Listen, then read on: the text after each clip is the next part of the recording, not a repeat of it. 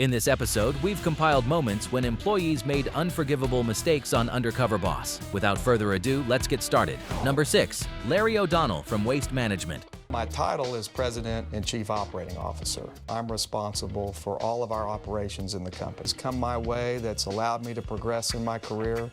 Certainly the paycheck helped, and I've been very fortunate, but family is the most important thing. Let me tell you a little bit about my daughter. She was born totally normal. During a routine test, she threw up and aspirated, and that caused a lot of brain damage. We brought her home thinking we were bringing her home to die. As a result of what happened to Lindley, I never want to work at a company where people don't know how to follow the proper procedures. I take safety so seriously. While I'm undercover is Randy Lawrence. People will think I'm shooting a small TV show. I'll be traveling location to location as if I really am an entry-level recruit. Starting my first day in a job I've never done in my life. I want to make sure that we're being as efficient as we possibly can. Hi, I'm Randy. Good morning, I'm Sandy. Nice to meet you. Larry O'Donnell, CEO of America's largest waste management company, goes undercover to see what's really happening inside. He works with Sandy at a recycling facility in Syracuse, New York, to experience the job firsthand. Cardboard! I'm seeing that. Diapers of trash! Cardboard! I'm missing it again. This goes pretty fast. No, that ain't fast. This is the slowest line I have in here. Oh no, you gotta be kidding.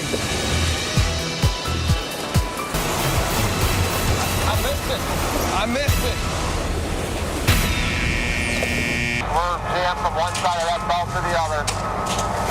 Okay, I'll send them all to lunch. Randy, we're gonna take our half-hour punch lunch right now. Okay. Okay? Right away, Larry makes a mistake. As the new guy, he shuts the entire line down hours early and quickly feels the pressure. Sandy calls for an early lunch break, and the situation starts to reveal who can handle the stress and who can't. Piece of cardboard or something got in there. I tried to lift it, catch it with one hand, and I missed it, so I hope I didn't mess something up. I don't think I'm very good at this job, so that's a little frustrating for me. And I know I was putting the wrong thing, I grabbed what's happening.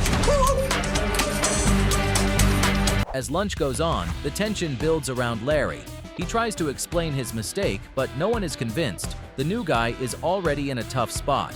Then Sandy suddenly rushes in, looking panicked. Larry freezes, unsure of what's coming next. Right on time. Whew, I had to punch in. I only have a half-hour lunch. I had to punch it back in or I get docked. Get in trouble? I can get docked 2 minutes every minute that I'm late. Doesn't seem very fair. That's the way Kevin does that. That's the way Kevin does that.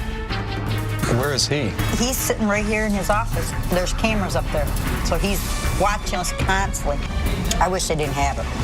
Sandy rushes off to clock in, and Larry is left stunned. A policy like this, put in place by Kevin, is feared by the workers and seen as unfair. Still undercover, he sees employees being monitored closely and stressed over just a few minutes. As president and COO, it hits him harder than expected. This is exactly why he went undercover. Now he has to face Kevin and reveal who he really is. I'm a little concerned about Kevin. He has a problem right now. Hey, Kevin. Hello. Larry O'Donnell. Nice to meet you. Understand you had somebody working at your recycling facility last week. Yes, we did. Did you meet the employee? No, I did not. Would it surprise you to hear it was me? One of the reasons I've done this is I want to understand what things that are causing frustration with our employees. The way you ended up implementing our policy about 30 minutes for lunch, what frustration it's causing. If they're 3 minutes late, we don't penalize them. And that seems to be the thing that is just really frustrating. I think we can figure out a better way to do it than what we're doing. Can I count on you to get that done? Okay, I don't think that's something that can't be done. Larry confronts Kevin and reveals he was the undercover worker. He points out how the strict lunch policy and pay deductions have been affecting employees. Kevin isn't fired, but it's clear he came close. And the message is simple: treat employees fairly or face consequences. Number 5, Stephen of Diamond Resorts. I'm Stephen J. Klubeck, Chairman and CEO of Diamond Resorts International, and we've just acquired out of bankruptcy Pacific Monarch Resorts. We acquired Pacific Monarch Resorts because it gives us a tremendous West Coast presence now. However, I've only visited a couple of these properties in person. I'm going to have my doctor come over and pierce my ears. Oh my God! I went to my dentist and I had Invisalign teeth made so my teeth would look a little ratty. I'm going to ensure that this disguise won't look silly like the last time. Stephen J. Klubeck, CEO of Diamond Resorts, goes undercover at Cabo Azul Resort and Spa, the place that first inspired him to grow the company. He poses as a receptionist to see if it still meets his standards. Stephanie. Hi. How are you? Mark, nice to meet you. Nice to meet you too. Our Diamond members are already coming here, and what I'm looking for today is to make sure that protocols that I have at other Diamond resorts have started here and they're running smoothly. Let me just show you around. Please. This is where we keep the filing for all of our guests here in the hotel. There are credit cards that we hold. We need their credit card numbers to make the authorization. I read online, though, and the laws say that you can't keep credit card numbers. Well, I'm not aware or informed of that, but here at the hotel, we have to. That's directly from management, and I don't... Really? Yeah. Stephen is stunned to learn the staff have been keeping guests' credit card numbers despite it being illegal. As training continues, even more problems start to surface. Diamond Resorts doesn't do that. That's not a policy we live within. When I was working with Stephanie, I was talking to her about the credit card number written down on the folio. What they're doing is wrong. But there are privacy laws on that. You're probably right. It's very problematic. But I'm going to work with her a little more, and I'll deal with the credit card issue later. Okay, so here from the desktop, this is where we work. Does this system work good? Yeah, sometimes it's a little bit slow. Monarch Grand has a lot of different hotels, so we have to access the Who's one that? from Cabo Azul. They're the owners of the timeshare. I'm extremely livid right now. Stephen is even more shocked when the receptionist doesn't know who owns the resort. He continues the training, but more issues keep coming up. Just about to go over my bill. I thought that you might be interested in some of the discrepancies we come across. First of all, there's a card that give you 10% off discount. These items that were not discounted because they didn't present the card ahead of time. It was very impossible for me to sit behind that desk hearing so many things that were wrong. There were numerous discounts that should have been afforded. The entire bill was wrong. I was so upset that a guest was mistreated. I was so frustrated, I couldn't stand it anymore. You're not. You're going to sit with me. I own this place, Stephen J. Klubeck. I own Diamond Resorts. I'm really not happy about this. Well, I just... How can we make this mistake? It's because of the policy, sir. What policy? On the card. Give me the card. This is insane. I apologize. Apologies. Not my style. I'm seeing a lot of stuff here I'm not pleased with. Stephen breaks character and steps in to handle the situation himself. Realizing the staff aren't at fault, he fixes the issue and does something special for the guest. It's a transition here, and it's not your fault. It's not their fault. No, they were trained it Right. properly. And my I son and agree. his wife just got married here the other day. You know what? Wedding present, it's on me. I'm paying for his wedding. Is this real? Yes, I appreciate your business. Thank you so much. This is not Stephanie's fault. Stephanie, Yes, I wasn't trying to be hard with you, but I got so frustrated early I on. understand. I am so disappointed. The other properties aren't up to Diamond standards, but it's understandable because their teams haven't even been told yet. There's a massive communication breakdown here. I'm sorry.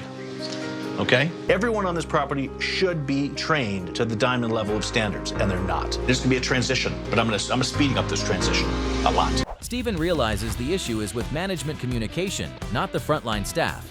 After revealing his identity, he speaks to the team at the newly acquired resort. It's been amazing to go undercover for a second time. It's all about great communication. It's all about training. We have a special guest, Stephen Klubeck. You know, now it's about fixing those companies because they're broken. And I realize I need to do much more to make sure that all of my team members are better taken care of. I have personally donated $1 million of my own money to this crisis fund. And the company is matching that $1 million to make it $2 million. Thank you so much. Number 4, Sam from Shoppers World.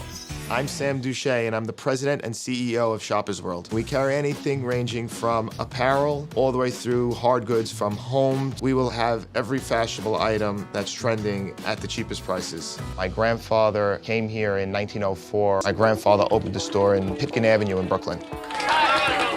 I grew up in a retail store. I grew up chasing my father around. I started out working in my father's stores, learning every piece of the business. My father wasn't a risk taker. He was conservative, he was modest. So I took over the CEO. I was very bored with just having 8 stores. So I took the torch and ran with it. I am responsible for growing this company from 8 to 40 stores, and I want to continue until we get to 500 stores. Without a doubt, we're looking to be the best price in town.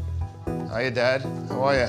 Let's talk about the expansion. We have the whole thing covered. I have everything under control. You got to be careful we don't open too many stores at one time. The customers are loving us. We're on fire. That's all great. When you're We're hot, a you're family hot. that had 1 store each. There's a big difference between when we were 7, 8 stores to today. Very, very different today. That's what I worry about. I got it covered. My situation is quite similar to my father's situation. His was more out of need to survive, and mine's more out of need to be successful. Sam Dushy, president and CEO of Shoppers World, goes undercover to check stores he believes aren't meeting standards.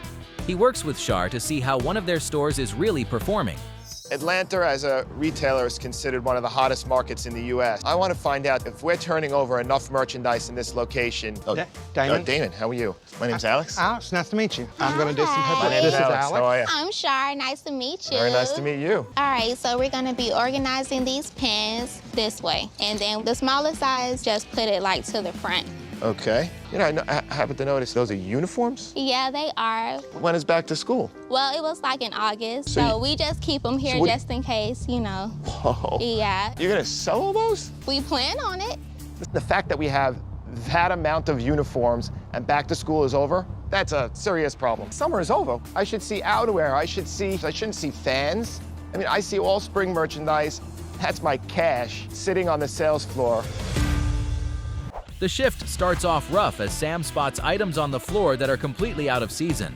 He continues shadowing Shar to see how things are really run inside. All right, you have to make sure everything is neat so that it looks presentable. Okay.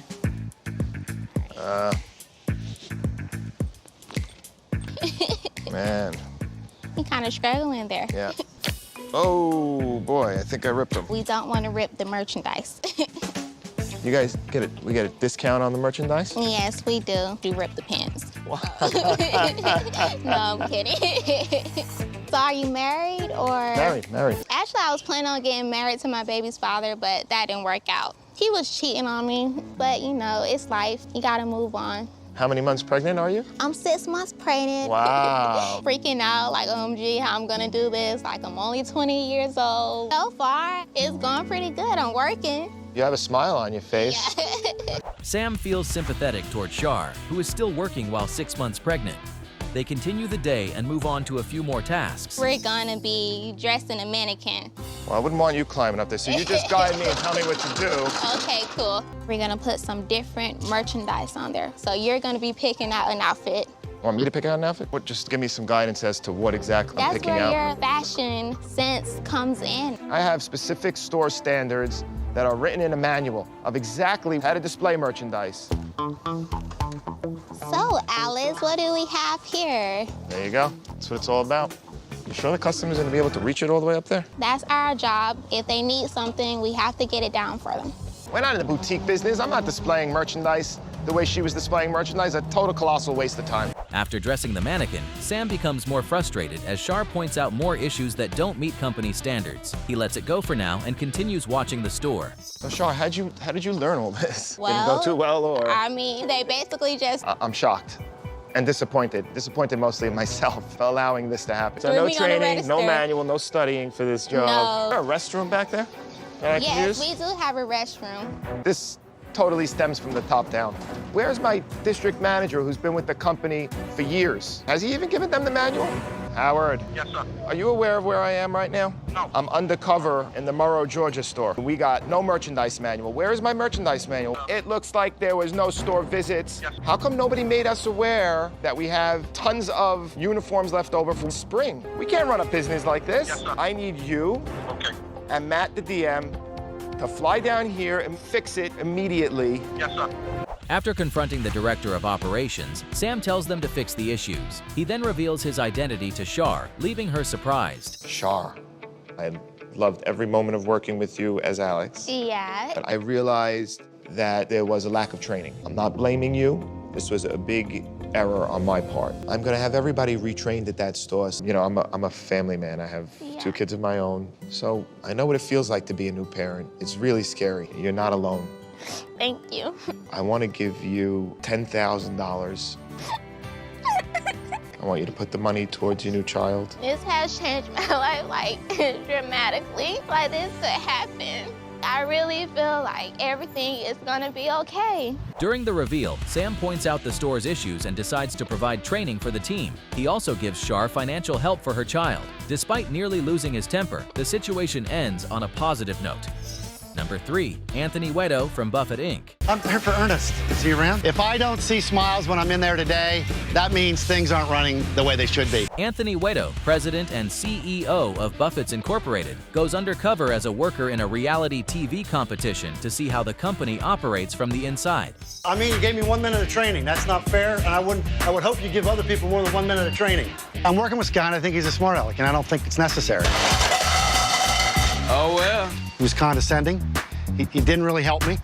No, the reds doesn't matter whether it's reds or clear, right? Sure. He just said, hey, go figure it out. I'm trying to stay calm here, but it's no way to run a restaurant. It's no way to run anything. He says the training is too brief and unfair and that employees should get proper instruction. He also finds his coworker unhelpful, telling him to figure things out on his own. He stays calm but makes it clear this isn't how a restaurant should be run. You know, this is my first job undercover, and I've been trying to keep my cool. But hearing Sky tell me how he hates his job, he doesn't want to be here, is frankly driving me crazy. What's up, Ernest? How you doing, man? Just come up and do the damn dishes. I really need to see you, if you don't mind, for a minute. Back in your office, is that okay? That's great. All right, let's go back. Trying to tell me you only gave me a 1 minute training. Bitch, you're only here for a day. I'm on a mission to reinvent and turn around this company. Can't have any Skies on the team. Sit down, man. Sit down, relax. I'm good. You good? Got something to tell you. What's up? On his first assignment, he struggles to stay calm after hearing an employee complain about hating the job. Frustrated with the poor training and lack of professionalism, he asks for a private conversation and says he's there to address bigger issues before preparing to reveal his identity. Got something to tell you. I'm not Mike Davis. My name's Anthony Wedo. I'm the president and CEO of Buffets Inc. Wow. Yeah. Now, the good news is when I look out there, the guests are getting treated pretty well. But this is a mess back in here. Yeah. Okay? Right? I agree 100%. What are we supposed to be doing? You're supposed to be training them. We're supposed to be training them, Yes, right? yes. Right? Why aren't we training people? That's the thing. He reveals he's been working undercover as the company's president and CEO. He points out that while customers are treated well in front, the back of house is disorganized and not meeting standards, and stresses the need for proper training and accountability. What's stopping you from doing the right thing with these people? It's not me. I Okay. can't do it by myself. I want the bad attitudes out of the restaurant. Yes, sir. I'm the CEO of this company. I know, that's your job. Right. Okay? What I'm telling you, though, is this gentleman needs training. This gentleman needs to change his attitude. It's like a virus, right? It infects everything in the restaurant. Yes. Right? I want some action taken here. I want that gentleman brought in and talked to at your direction. Okay. He says change can't be done alone and that negative attitudes need to be addressed. While staffing decisions aren't his role, he points out the employee needs proper training and warns that a bad attitude can affect the whole team, calling for management to take action. Number 2, Andy of Fatburger. I'm Andy Wiederhorn. I'm the Chief Executive Officer of Fatburger. When you look at how much competition is trying to catch up with us, it's frightening. So I'm really excited to go undercover. We have 150 restaurants open, but another 300 that we're building. So I think it's really important right now what's going on in the restaurants with our employees, with our customers, to make sure I really have my finger on the pulse. I'm really excited to go undercover. Of course, I've cooked a hamburger, but I haven't run it while the restaurant's open and operating with customers. I think I'm gonna nail every one of the jobs, and I can't wait to prove that to everyone. Today I'm visiting Fatburger in Mesa, Arizona. I'll be working as an assistant manager. Their sales had hit an all-time low. I want to understand what's going on in this community that's not driving customers into this restaurant. Andy Wiederhorn, CEO of Fatburger, goes undercover to experience what it's like working in his restaurants. He visits a struggling franchise with low sales and meets Angelica, an assistant manager who shows him what's really going on behind the store. I'm Myron, I am. Hi, my name's Angelica, I'm the assistant manager here at Fatburger. Let me go ahead and give you your uniform. Looking good. good. So I'm gonna show you around real quick. All the fries you'll need are down here. Up top, you'll have the onion rings, and then this is all the shake stuff. This is kind of broken. I can't turn it off, and it just sprays everywhere. Let go, keeps going. I don't really know. Got it. When Angelica was walking me around the restaurant, they're just annoying little details that make that restaurant not quite as efficient, and it makes the job frustrating for the employee. As Angelica gives him a tour, Andy quickly notices major problems. The fryer isn't working properly, and even the faucets are broken. He stays composed and continues observing, knowing there's likely more going on. How long have you been here? 2.5 years. Actually, I think it's 2 years and 7 months this month. So with onion rings, you drop it in the basket. I've been married almost as long as I've worked here. I really want to go to school. What kind of school? I really want to be a nurse. Have you guys taken a vacation? Oh, no. Please. Not happening. We don't even know that word. While they talk, Angelica shares that she and the team rarely get time off and don't even know what a real vacation feels like. With broken equipment and exhausted employees, the problems keep adding up. Think about if you're seriously going into wanting to own a restaurant, right. Employee appreciation is if something's broken and we can't fix it. And even then, if it's not a high priority, we won't ever see him. And every time he calls because something else is going on at another store and he needs either food or more materials from us, working for you, but why? Because you don't care about me. If you're gonna run a business, you gotta make sure you pay your employees. Sure. Man, signs my paychecks, I'm not about to start that. There's so many red flags going on in this restaurant. To hear how this franchise operator is having to hold a payroll check until it could clear the bank. I mean, if you keep your employees happy, then the restaurant runs great. I need to sit down with this franchisee and talk to him about how he's managing his relationships with his employees. This process has reminded me that is our employees and our franchise partners. And we have to band together when times get tough. As CEO, it's my responsibility to make sure that that's happening. Andy first thinks the equipment is the main issue, but Angelica shares deeper concerns about the franchise owner and how unsupported the staff feel. Hearing this, Andy is stunned. Taking care of employees has always been important to him, and he knows the reveal won't be easy. You got it. You knew with absolute detail why things worked, how they had to be done. You shared with me that you got married recently. You told me you've never even been on a vacation together. So I'm going to give you guys $10,000 for a honeymoon together. Holy crap. You told me that you want to go to nursing school. I'll help you figure out how to get through nursing school, and I'll take care of the tuition so you can live out your dream to become a nurse. I appreciate all of your generosity. Thank you so much. This is really, really big. I get excited when I win $3 on a scratcher ticket, so this is huge. During the reveal, Andy praises Angelica for her hard work. He gives her a long-awaited vacation and helps pay for her tuition so she can continue her education. Angelica becomes emotional, feeling appreciated for the first time. One of the things you shared with me was about employee recognition. I came to your store because I knew something was really wrong with it, and you told me that you didn't feel that you were appreciated. So hold on a second. Hi, can you come in? Hi. Hey, how are you? Marcus is the franchise owner for the store that you work for, your boss. Because it's important to me that this problem gets solved. I feel that there is a lack for positive reinforcement, especially when we're short on equipment and it's not recognized that we still work under those conditions and make everything flow. It's frustrating because we want them to come back. That's tough. I really feel like, I wish I could do more for you, but... Marcus, you understand what frustrations with the equipment and things being broken, but she wants to feel appreciated, and it's hard for an employee who's hourly to not get their paycheck. I mean, everything you're saying is right on, and it's just embarrassment or ego, but I've tried to keep that side of it away from the employees as much as I could. I don't want them to worry about the burdens that I have to face. I'd like to do more. I recognize how hard it is to operate in this environment. It's hard just trying to make payroll every week. You have some equipment that's broken in the Mesa store, and we want to fix all of those problems in the restaurant for you. You came to me a year ago and were unable to pay your royalties as a franchisee. So one thing I want to do for you is to forgive that loan from the company to you. Andy brings in Marcus, the franchise owner, and confronts him directly. He waives $75,000 in royalty fees, giving him one last chance to fix the operation and support his employees. By the end, Emotions run high. The employees feel heard, Angelica feels recognized, and Andy makes it clear that leadership is about people, not just profits. Number 1. Rick Smytzeklast, the CEO of Wild Wings. Hi. Do you know me? Yes, Mr. Rick.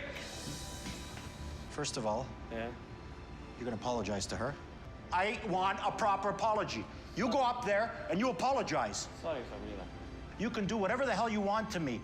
You can't treat people like this when they're crying at work. Employees come first.